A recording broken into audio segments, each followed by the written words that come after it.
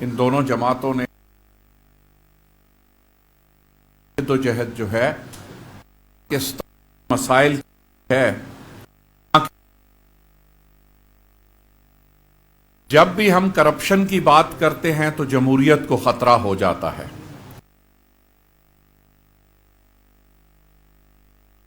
Cricket team کے push ups نکالنے کے اوپر بھی جمہوریت خطرے میں پڑ گئی۔ اب اس کے بعد وہ وائرل ہے انٹرنیٹ پہ مصباح الحق کی تصویر، ایک طرف پاکستان کرکٹ ٹیم کے لباس میں اور دوسری طرف پاکستان فوج کے لباس میں، لیکن جو نشاندہی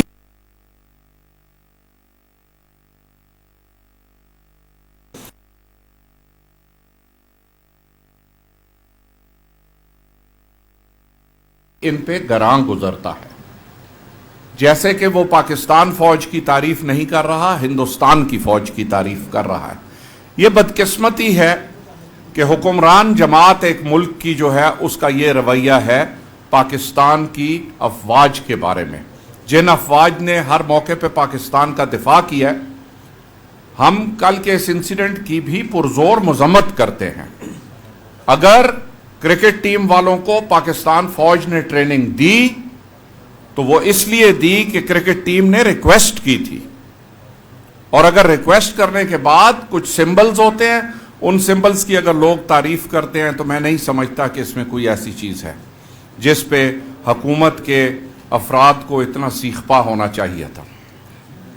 آج سانحہ کوئٹہ کے بارے میں ہم بڑے کلیئر ہیں اپنے مائنڈ میں یہ بات پہلے بھی کہہ چکا ہوں کہ سانحہ کوئٹہ جہاں ہم شدید غم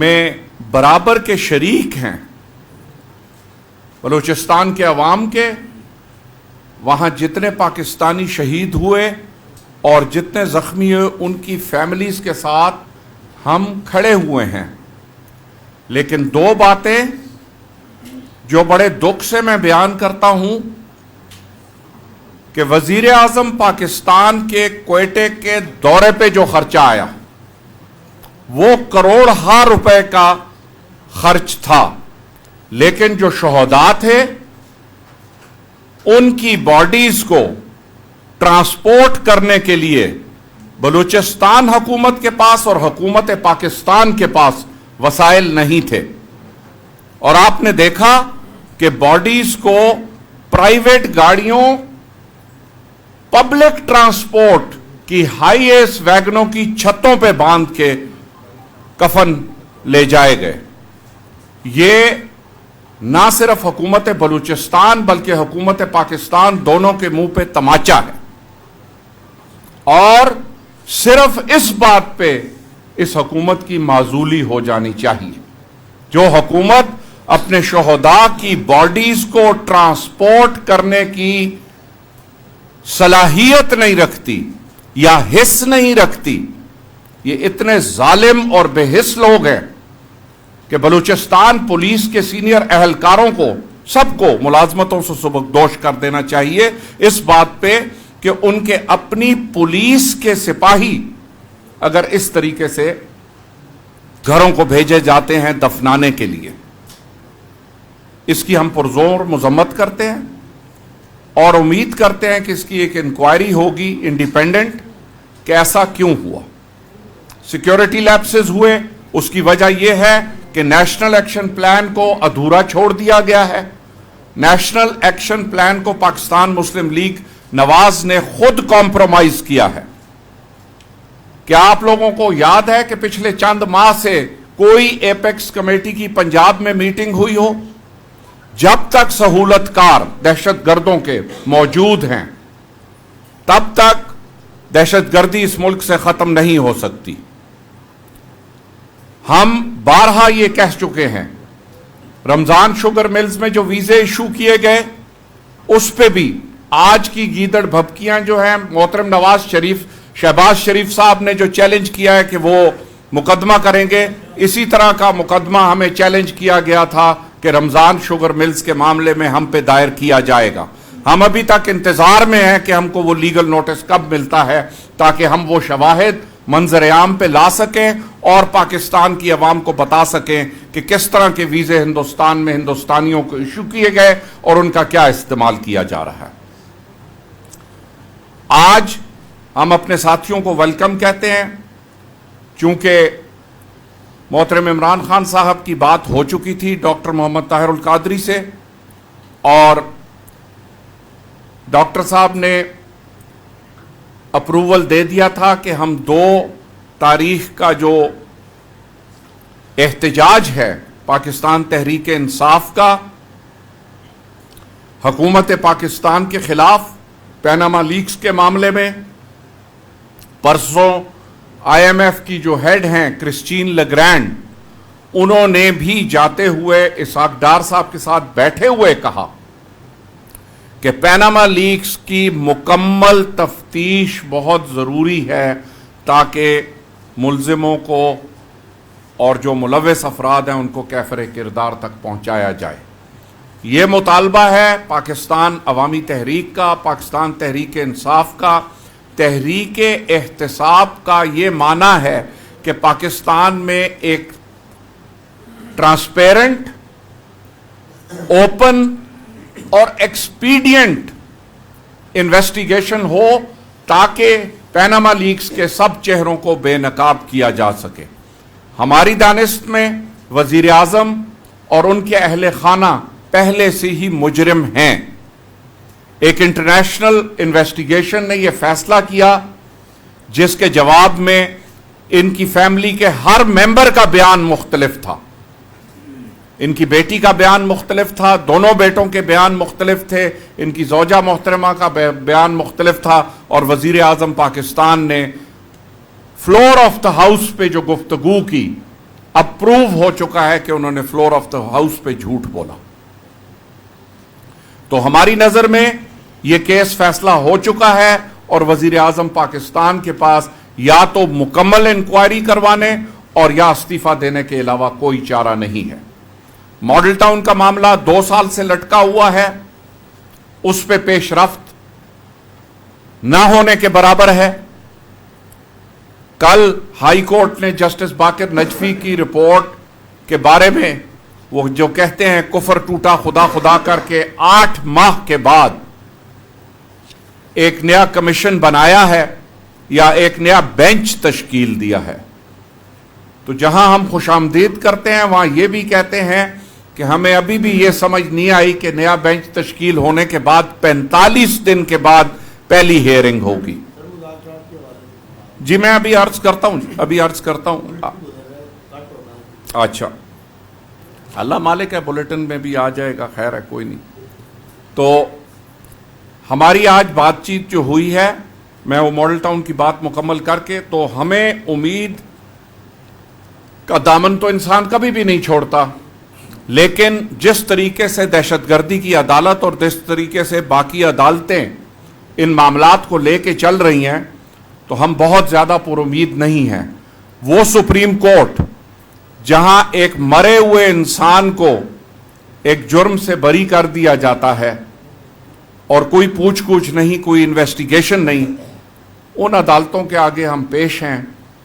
ہمارا فرض ہے پاکستانی ہونے کے ناطے کہ پیش ہوں، لیکن امید بہت ہی مبہم امید کے ساتھ ہم پیش ہو رہے ہیں۔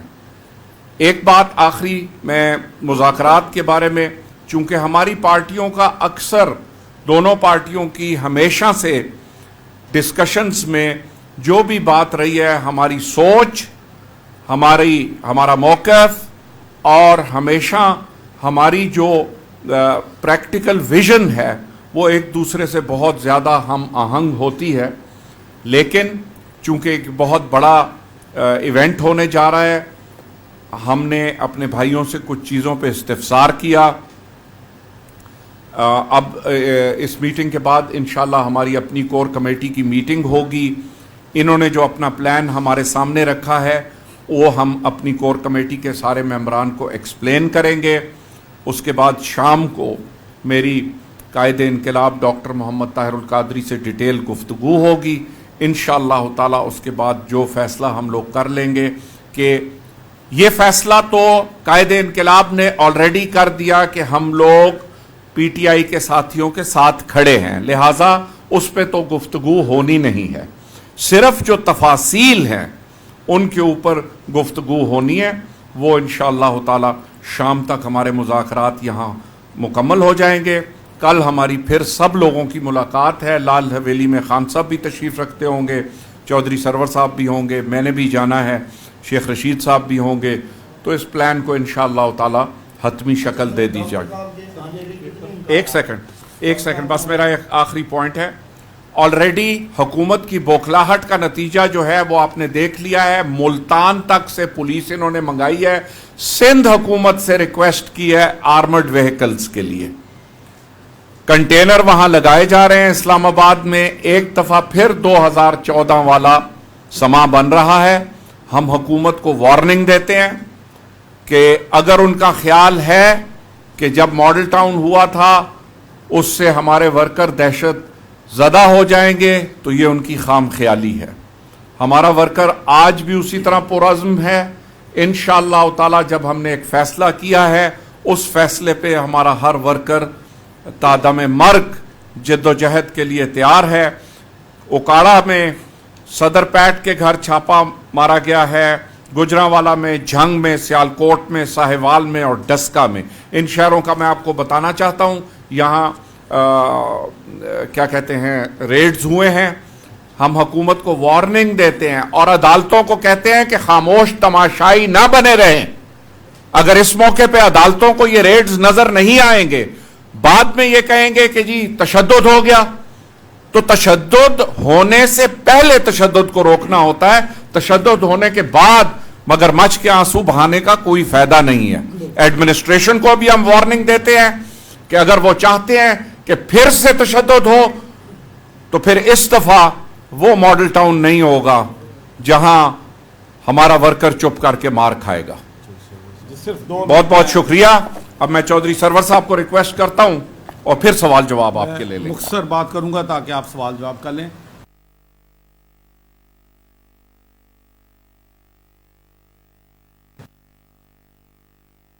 ساتھ پارٹنرشپ میں کام کیا ہے اور اب بھی انہوں نے بھرپور طریقے سے ہمارا جو 9 نومبر کا احتجاج ہے اس میں شرکت کا فیصلہ کیا ہے۔ باقی موڈلٹیز ہیں وہ انشاءاللہ ہم ڈیلی ملیں گے اور آپس میں طے کرتے رہیں گے۔ میں ایک تو جی کوئٹہ کا جو ثانیہ ہے وہاں پر یکے بعد دیگرے چند واقعات ہوئے ہیں جس کی جتنی بھی مذمت کی جائے کم ہے، اور ہم اس مشکل کی گھڑی میں بلوچستان کے عوام کے ساتھ ہیں، ہماری ہمدردیاں ان کے ساتھ ہیں، اور ہم امید کرتے ہیں کہ جو بھی لوگ اس کے ذمہ دار ہیں ان کو کیفر کردار تک پہنچایا جائے گا۔ اور دوسرا، ہم نے ہمیشہ سے یہ کہا ہے کہ یہاں پر جو شہداء ہیں ماڈل ٹاؤن کے ان کو انصاف ملنا چاہیے، اور جب تک ان کو انصاف نہیں ملتا پاکستان تحریک انصاف، پاکستان عوامی تحریک کے ساتھ اس میں اپنی جد و جہد جو ہے انصاف کے لیے کرتی رہے گی۔ اور اس کے ساتھ میں یہ بھی کہنا چاہتا ہوں کہ ہزاروں لوگ ہیں پاکستان میں جو ڈیلی قتل ہوتے ہیں، ان کے ساتھ ظلم ہوتا ہے، لیکن ان کو انصاف نہیں ملتا۔ ہمیں ایک ایسے معاشرے کے لیے جد و جہد کرنی چاہیے جس میں ہر شخص جو ہے اس ملک میں، چاہے وہ غریب ہے چاہے وہ کمزور ہے، اس کو انصاف مل سکے۔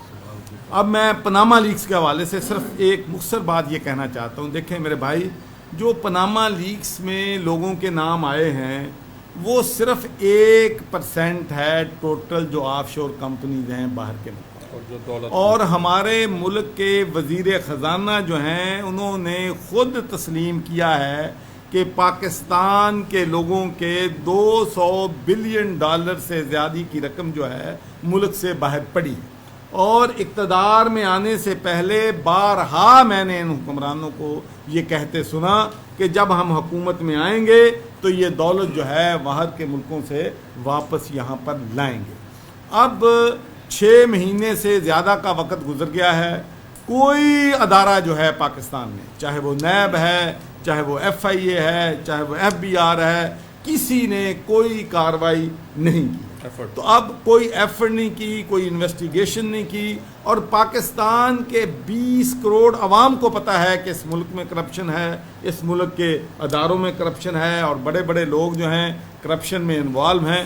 हमारी जो जद्दोजहद है, हमारी अपनी ज़ात के लिए नहीं है, हुकूमत में आने के लिए नहीं है, हमारा सिर्फ यही काम है कि हम चाहते हैं कि जिन लोगों ने भी इस मुल्क को लूटा है, इस मुल्क से सरमाया लूट कर मुल्क के बाहर के बैंकों में रखा है, उनका एहतसाब होना चाहिए, उनको कैफरे करदार तक पहुंचाना चाहिए।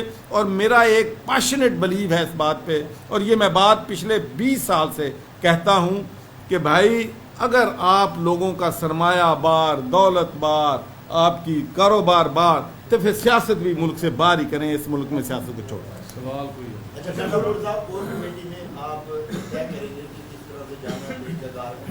सिर्फ हमें खबर के लिए ये बता दें कि डॉक्टर साहब के आने के कितने % चांस है? देखिए डॉक्टर साहब से एक तो आज मेरी गुफ्तगू होगी। चांसेस जो हैं, चूँकि अभी जो मीटिंग के लिए वो जॉर्डन गए हुए हैं और उसके बाद मराकश हैं, ये मुद्दों से उनकी मीटिंग्स तय हुई थी और की नोट स्पीकर्स हैं वो इन दोनों कॉन्फ्रेंसेस में। डॉक्टर साहब के आने के बिल्कुल चांसेस हैं। जाहिर है कि यहाँ की मॉनिटर सिचुएशन को हम 24 आवर्स मॉनिटर कर रहे हैं। जो चीज़ 2 घंटे पहले नहीं हुई थी वो अब हुई है। आज अभी चौधरी साहब के घर पे भी पुलिस आई हुई है इस वक्त। तो ये डेवलपमेंट्स को हम मॉनिटर कर रहे हैं। कंटेनर भी आप तैयार होता देख लेंगे, तो ऐसी कोई बात नहीं है। लंदन से 6 घंटे की फ़्लाइट है। जब ज़रूरत होगी डॉक्टर साहब कभी भी अपने वर्कर्स को अकेला छोड़ के बाहर मुल्क के नहीं बैठेंगे। अच्छा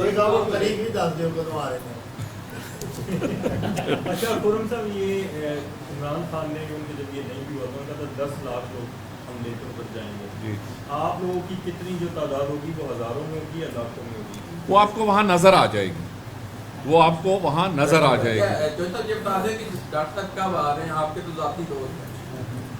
मेरे मेहमान हैं और मैंने कभी भी इस दोस्ती को छुपाया नहीं है।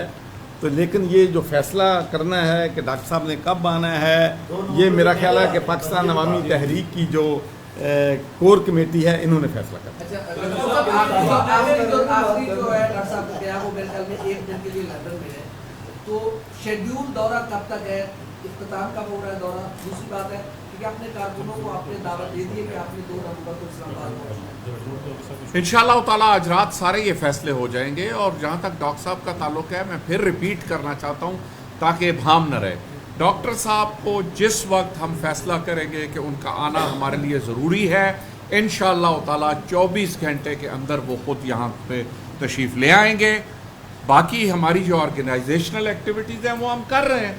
तो उन्होंने आके पानी का बंदोबस्त तो नहीं करना, उन्होंने सिर्फ मौजूद होना। साहब ये बताएं कि पहले भी आप मुज़ाकराती कमेटी में थे, अब आप धरना करने वाली कमेटी में शामिल हैं, तो क्या आप उम्मीद है कि पहला भी धरना कामयाब था और इस धरने को किस? देखिए मैं आपसे ये कहता हूँ कि मैंने 40 साल अपनी ज़िंदगी में supremacy of law, rule of law, इंसाफ के लिए जद्दोजहद की है, थर्ड वर्ल्ड कंट्रीज में भी, दुनिया में भी।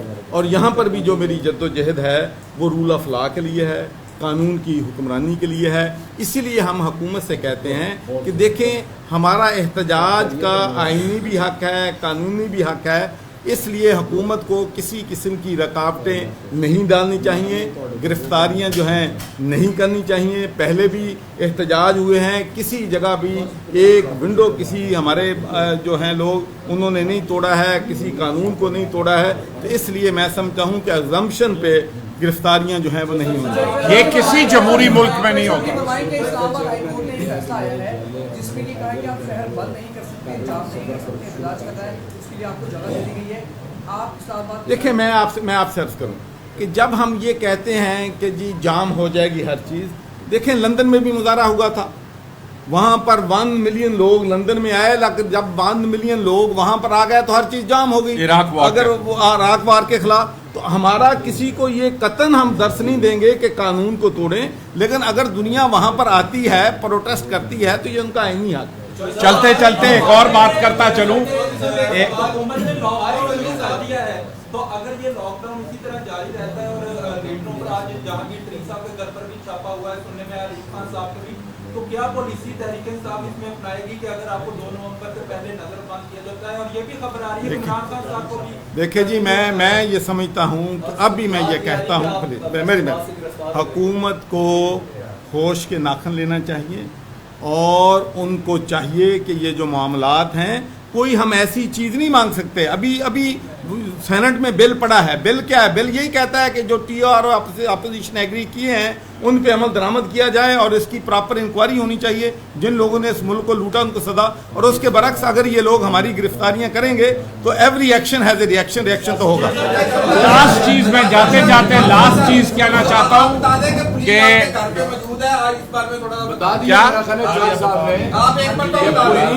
पुलिस बता इस वक्त पुलिस मेरे घर के आगे मौजूद है और मैं इंशाअल्लाह ताला पुलिस को पकड़ाई देने वाला नहीं हूँ। Thank you ji.